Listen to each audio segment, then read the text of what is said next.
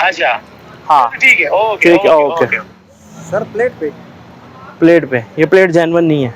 नहीं जेनवन नहीं है, लेकिन वो भी स्टाइल है। नहीं ना, वो हमने स्टाइल वाला खत्म किया खाता। नहीं इसमें तो हमने ना कोई वो पेंसी तो नहीं लगाए। नहीं फैंसी नहीं ना, आपने जो जारी की है वो वाली लगानी है।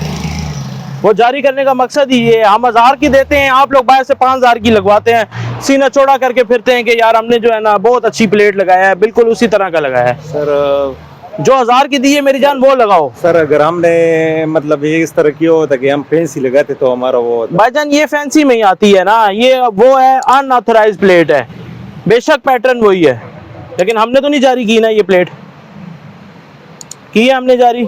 सर ये तो आपने बहुत तो शुक्रिया। बस ठीक है, आप जाएं और सुबह फाइन जमा कराएंगे तो गाड़ी ओपन हो जाएगी। अभी गाड़ी हमने सस्पेंड कर दी आपकी।